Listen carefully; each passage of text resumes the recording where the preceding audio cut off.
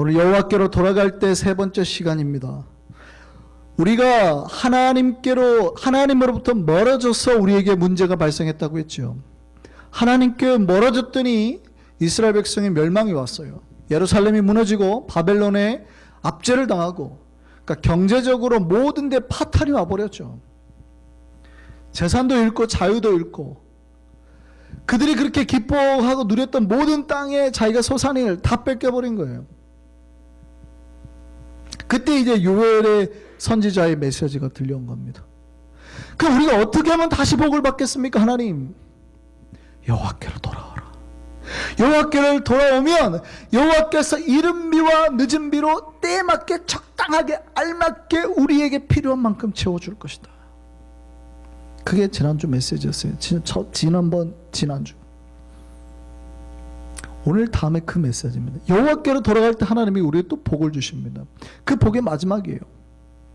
여호와께 돌아오는 백성마다 하나님이 복을 주시는데 어떤 복을 주시느냐? 우리에게 주의 영이 부어지는 복. 우리에게 하나님의 영, 성령이 부어지는 복이 우리에게 주어진다 이 말이죠. 신자의 가장 큰 복은 돈이나 건강이 아닙니다. 돈이나 건강이 있으면 좋죠. 근데 그것이 꼭 복은 아니라는 거예요. 보세요. 지금 우리 시대의 가장 부자가 빌 게이츠입니다. 근데 크리스찬입니까? 아니죠. 넌 크리스찬도 분명히 부자가 될 수 있다 이 말이죠. 올해인가 작년인가 갱신됐습니다만, 지금 세계 제일 비싼 집이 스위스에 무슨 13조짜리 집이 있다 그러는데, 작년인가 지어졌는데, 그 전까지 전 세계에서 제일 비싼 개인 소유의 집이 인도에 무케시 암바니라는 사람의 집이었어요. 1조 2천억짜리 집. 빌딩인데, 건물 빌딩인데 엄청 높게 지은 거예요. 그 집에 수종드는 사람만 600명이래요. 그 가족을 수종드는 사람만. 자, 부자입니다. 크리스찬입니까? 아니죠. 그러니까 여러분, 불신자이거나 이방인도 돈을 많이 벌 수 있어요. 그러니까 예수 믿으면 부자 된다는 말이, 예수 믿으면 어느 정도 물론 부자가 되는 건 맞죠. 근데 예수 안 믿고도 부자 되는 사람은 많잖아요. 그러니까 예수 믿어서 부자 되려고, 그러니까 부자가 되기 위해서 예수를 믿는다고 하는 거는 문제가 있다 이 말이죠. 그렇잖아요. 그러니까 그게 복이라고 생각하면 신앙생활에 큰 위험이 와요. 또 불신자들도 얼마든지 건강할 수 있습니다. 일본 사람들은 평균 장수 연령이 되게 높죠. 장수하기로 유명한데, 일본 사람들 대부분이 미신을 믿잖아요. 잡신들을 믿어요. 그렇게 조상신도 믿고, 훌륭하다 그러면 스포츠 선수도 신이 될 수 있잖아요. 위대한 스포츠 선수 하나 나오면 그 사람이 있는 마을은 그 사람을 신으로 섬길 정도로 그렇잖아요. 그러니까 똑똑한 사람이 나오면 다 신이 되는 거예요. 다 자기를 돌볼 신이 돼버려요. 근데 그 사람들 오래 살잖아요. 여러분, 예수 안 믿는 사람도 건강할 수 있다 이 말이에요. 그럼 우리가 건강하려고 예수 믿으면 돼야 안 돼요. 예수를 믿으면 저는 건강하다고 말씀드렸습니다. 부자가 된다고도 말씀을 드렸습니다. 근데 우리의 목적이 부자가 되고 건강하는 게 돼버리면 우리의 신앙이 위험해진다 이 말이에요. 반대로 생각할 수도 있어요. 예수 믿어도 가난해질 수 있고 건강하지 못할 수도 있죠. 그러니까 예수 믿는 사람 중에, 진짜로 예수 잘 믿는 사람 중에 가난한 사람도 있고 병든 사람도 있잖아요. 그러니까 여러분이 만약에 누군가가 가난하게, 예수 진짜 신실하게 믿는데 가난하게 살거나 몸이 아프면 가서 손가락질, 예수 똑바로 안 믿으니까 이렇게 아픈 거예요. 그러면 돼요 안 돼요? 안 된다 이 말이에요. 그분은 얼마나 신실하게 하나님을 만나겠어요. 뇌성마비가 있는 송명희 시인 같은 경우는 그 몸에 장애가 있음에도 불구하고 평생 하나님을 바라보고 살잖아요. 그러니까 신앙의 복은 세상의 복보다 고차원적이라는 거예요.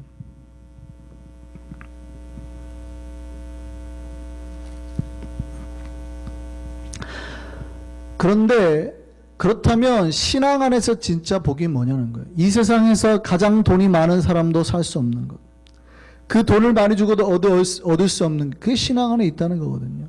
건강한 몸으로 평생 일하고 살아고 도전해도 얻을 수 없는 게 신앙 안에 있다는 얘기거든요.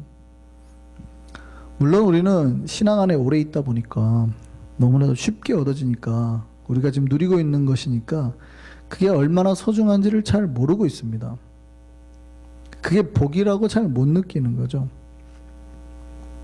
그렇지만 세상 밖에 그 어떤 부자도 어떤 건강한 사람도 얻을 수 없는 복이 신앙 안에 있다는 게, 그게 바로 하나님의 영이 마지막 우리에게 주신 진짜 복. 물론 지난주까지의 복이 가짜 복이라는 건 아닌데, 진짜 세상에서는 얻을 수 없는 복이 바로 오늘 우리에게 말씀하시는 복, 그게 하나님의 영이에요. 내가 신앙생활을 해서 부자가 못 될 수도 있고 혹시 병이 들 수도 있지만 확실한 건 이거예요. 하나님의 영은 그 누구에라도 진실함을 하나님을 찾는 모두에게 똑같이 부어주며 그래서 그 백성은 하나님의 영 안에서 살게 된다는 거예요. 우리가 여호와께로 돌아갈 때 하나님께서 당신의 영을 부어주신다고 그랬습니다. 특별히 만민에게 부어준다고 그랬습니다. 만민이라는 말은 모든 육체라는 뜻이거든요. 그러니까 하나님께 돌아오는 모든 사람 위에 하나님께서 그 영을 부어주겠다. 그렇다면 우리가 지금 하나님 앞에 돌아온 상태 아닙니까? 그렇죠? 그렇다면 우리의 지금 하나님의 영이 부어지고 있다는 말이에요. 믿으시기 바랍니다. 만약 여러분이 하나님의 은혜를 못 누리고 있다 그러면 뭔가 여러분이 하나님 앞에 이렇게 턴해야 될 거를 못했다는 얘기예요. 돌아서지 못했다는 얘기예요. 하나님께 돌아오는 백성은 하나님 약속하셨어요. 모든 육체 위에 부어주겠다.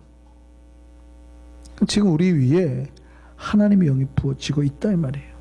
하나님의 영이 뿌려지는 게 아니라 부어지는 거예요. 부어지는. 마치 폭포수 아래에 있는 사람이 물줄기를 맞듯이 부어지는 거예요. 물론 저는 나이아가라 가보지 못했지만 가끔 이렇게 지인들이나 누가 와가지고 나이아가라 가고 사진을 찍잖아요. 그러면 그 큰 배를 타더라고요. 그리고 나이아가라 근처에 갈 때 꼭 주는 게 있어요. 뭐예요? 갔다 오시면 분 비옷을 주죠. 비옷. 왜 비옷을 줍니까? 안 맞고 싶어도 자연 맞게 되거든요. 그게 부어지는 거예요. 하나님께서 영을 우리에게 부어준다는 얘기는 우리가 안 맞고 싶은데 피할 수가 없어요. 그럼 피할 수 없으면 맞아야 되는 거예요. 그게 부어준다라는 표현이거든요. 하나님의 영이 온통 내 머리부터 발끝까지 적시고 내 삶에 충만하게 넘치고 계시다는 말이에요.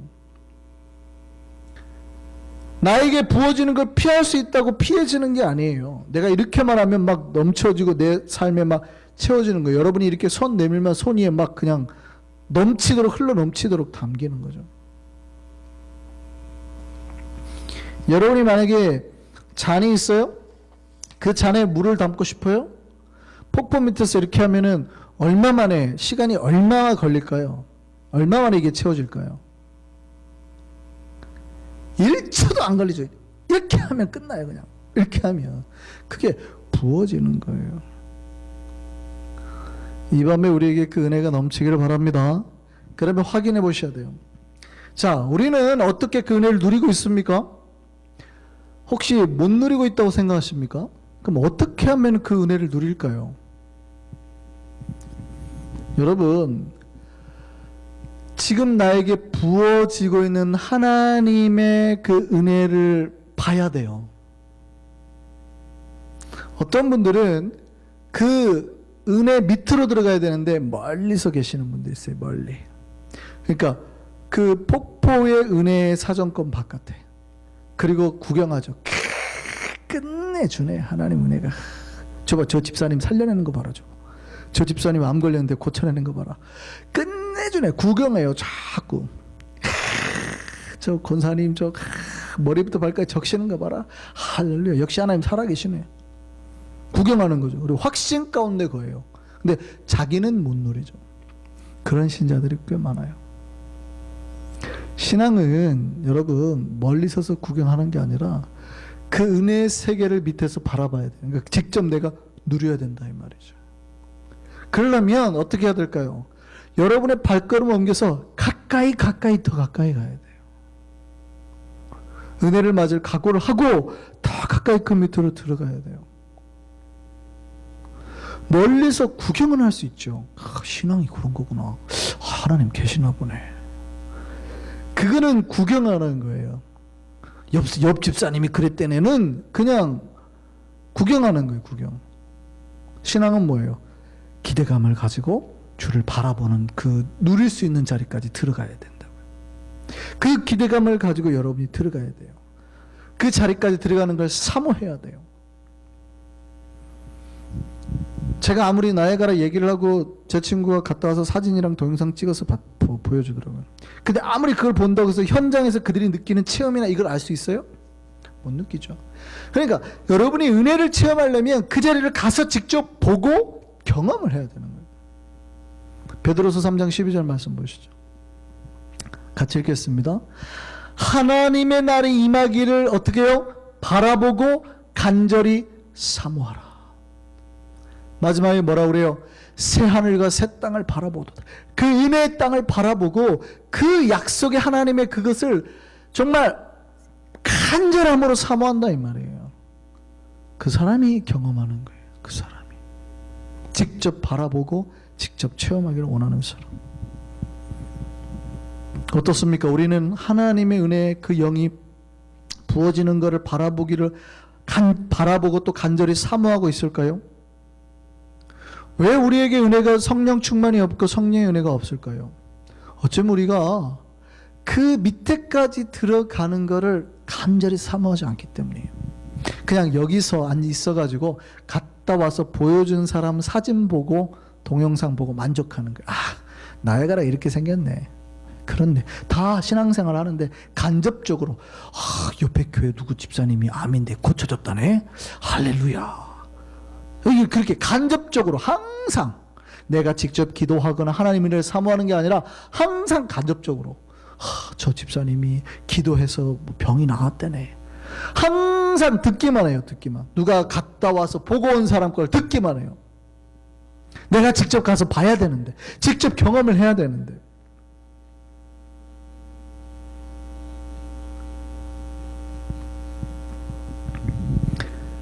여러분, 하나님을 바라보고 그 은혜를 사모하는 우리가 되기를 소망합니다. 우리가 삶이 힘들잖아요. 삶이 지치면 하나님을 보고 싶다라는 마음이 자꾸 사라져요. 여러분, 나야가라 갔다 오는 게 어려운가요? 근데 왜 못 갑니까? 그냥 좀 뭔가 바빠요. 진짜로 경비나 시간적인 제약이 많은 건 아니거든요. 당일치기로 갔다 올 수 있다 그래요. 어렵지만, 그죠? 새벽에 갔다가 어떻게 하루만 올 수도 있대요. 어쨌든 대부분 1박 2일로 갔다 오시지만 그렇게까지 힘든 게 아니거든요. 근데 왜 못 갑니까?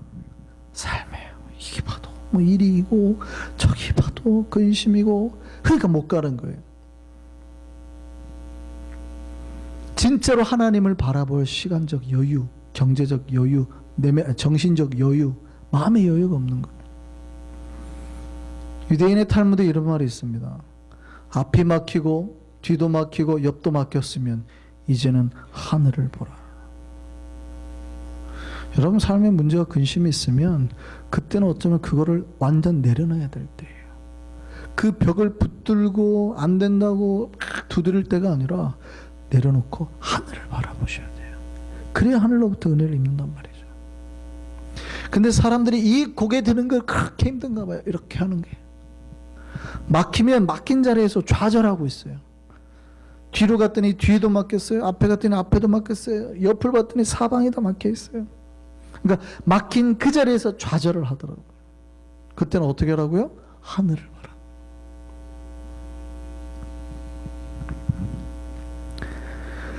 하나님을 바라보고 간절히 사모하며 바라보는 백성에게 하나님의 은혜가 부어질 줄 믿습니다. 네, 성령께서 우리에게 부어줄 것을 기대하세요. 지금보다 우리를 더 낫게 하실 것을 기대하세요. 우리에게 부어줄 그 은혜를 기대하세요. 기대하면 채우시는 거예요.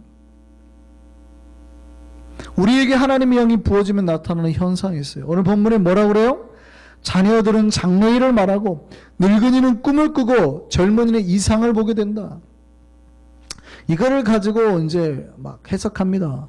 그래서 예언은 애들이 하는 거야. 권사가 하는 게 아니야. 이렇게 말하는 분들이 있잖아요. 그 해석 잘하는 걸까요? 잘못하는 걸까요? 잘못하는 거죠. 그러면은 집사님들은 예언하면 안 되잖아요. 그러면 애들은 꿈을 꾸면 안 되고 나이 드신 분만 꿈꿔야 되고 40대 이상은 이제 비전을 가지면 안 되고 젊은이만 가져야 되고 그 얘기 아니에요? 그렇게 해석하시는 분들이 있단 말이죠. 그 얘기가 아닙니다. 요엘서가 뭐라고 했어요? 삶의 절망 속에서 나라가 뺏기고 땅을 뺏기고 가족을 뺏기고 지금 아무것도 할 수 없는 그 절망의 때 우리가 왜 이렇게 망했는가 돌아봤더니 우리가 하나님을 버렸더라는 거예요. 내일 새벽에도 얘기하겠지만 이스라엘 백성이 가나안 땅에 들어가고 우상 숭배하고 있더라는 거예요. 그게 수백 년 동안 지속되고 있더라는 거예요. 아, 우리가 망한 이유가 하나님을 버렸기 때문이구나. 돌아가자. 그러면 이제 뭐가 기대가 있어요? 망해버린 사람들에게 더 좋아질 거다, 더 나아질 거다 말할 게 있어요? 뉴욕 와가지고 살면서 10년 뒤가 더 나아질 거다. 별로 소망이 없으니까 장래를 얘기를 안 해요.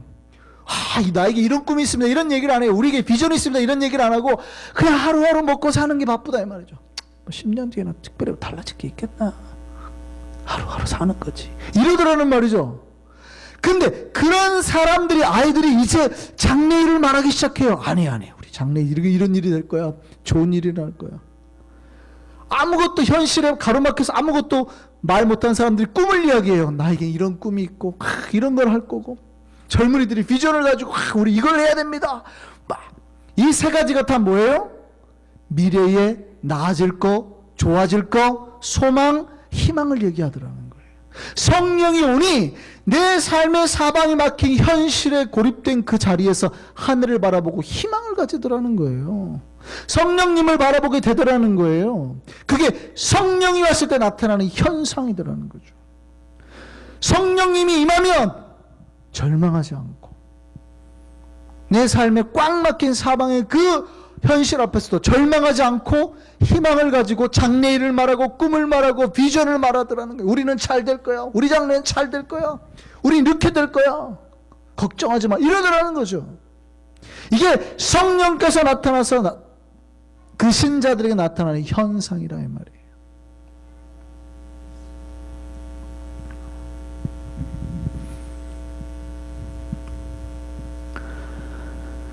우리 삶에 여러 문제가 있고 혹은 하나님의 말씀과 신앙에서 멀리 벗어나 살다가 시험당한 백성들 혹시 있습니까? 그럼 어떻게 하면 돼요? 다시 여호와 앞에 돌아가서 하나님 바라보고 은혜를 사모하면 돼요. 하나님께서 다시 성령으로 충만케 하셔서 우리에게 복주고 현실의 어려움을 뛰어넘어서 반드시 장래의 복과 은혜와 소망을 부어주신다. 그 약속 믿으라는 거예요. 그 약속 믿으시기 바랍니다.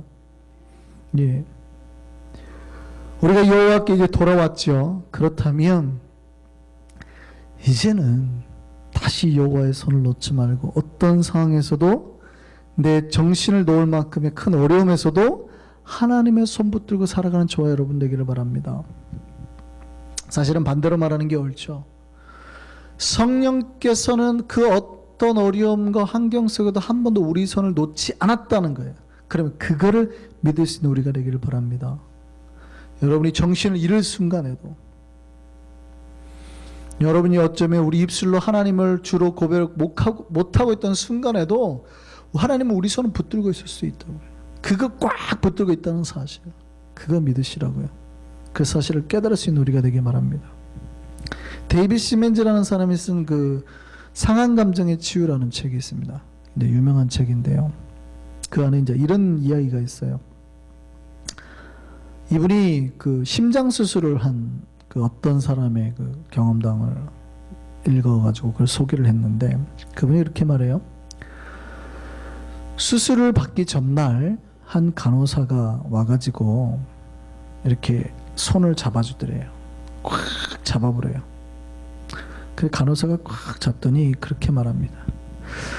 당신의 심장 수술이 성공적으로 끝나면 당신의 심장 기능은 다시 정상으로 연결되고 당신은 마침내 회복실에서 깨어나게 될 겁니다. 그러나 당신은 약 6시간 동안 움직일 수 없는 상태에 놓일 것입니다. 당신이 비록 움직일 수도 없고 말도 못하고 심지어는 눈을 뜨고 싶어도 뜨지 못하는 상태일지라도 당신의 의식은 완전한 가운데 주위에서 일어나는 모든 걸 듣고 알게 될 것입니다. 당신이 그러한 경험을 하게 될 6시간 동안 내가 당신 곁에서 지금과 똑같은 방법으로 당신의 손을 잡고 있겠습니다. 비록 당신이 어찌할 바를 확실히 알지 못하는 가운데 빠질지라도 당신이 내 손길을 느끼게 될 것입니다. 이로써 내가 당신을 떠나지 않을 것이라는 사실을 알게 될 것입니다. 간호사가 그렇게 말을 해주더래요. 이게 상한 감정을 가진 사람에게 성령께서 하신 말씀이라 이 말이에요. 찢어진 마음, 아픈 마음, 삶의 근심, 어려움 가운데 있는 사람에게 하나님이 하시는 말씀. 비록 네가 지금 움직이지 못할 상황이니, 눈도 뜨지 못하고 몸도 움직이지 못하고 정말 내가 마치 의식만 있지 죽은 것과 똑같은 상황이니, 그때도 절대 의심하지 마라. 내가 네 손 꼭 잡고 있을게. 이게 하나님 앞에 돌아온 백성들에게 하나님이 주시는 은혜라 이 말이에요. 여러분 삶에 힘듭니까? 그때 여러분의 손을 한번 말씀하셔 해보세요. 아무도 잡아주는 사람 없는 것 같아요? 누가 여러분 손 붙들고 있어요? 성령께서 손 붙들고 있다 이 말이에요. 나는 이거 붙들 힘이 없잖아요. 네가 눈 뜰 힘도 없는데 그때에도 성령께서 찾아오셔서 내 손 붙들고 있겠다고요. 빌 게이츠가 죽을 때는 그냥 빈손으로 죽을 거예요. 인도에서 큰 높은 빌딩을 본 최고 부자도 죽을 때는 그냥 죽을 거예요. 근데 우리는 누구 손 붙잡고 가는 거예요? 예수님 손 잡고 천국 가는 거 아닙니까? 그게 우리 신자의 복이라 이 말이에요.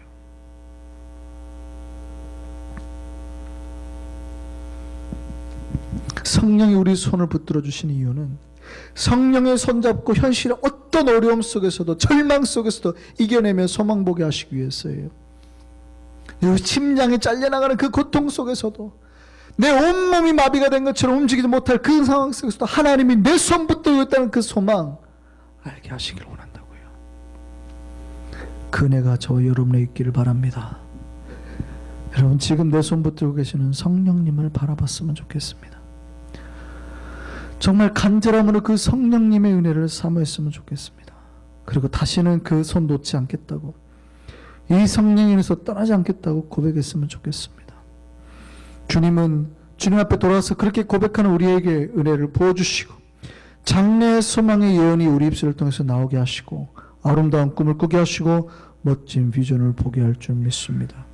그 은혜가 있는 우리 한성교회 되기를, 하나님께 돌아가서 복된 삶을 사는 우리 모두가 되기를 소망합니다.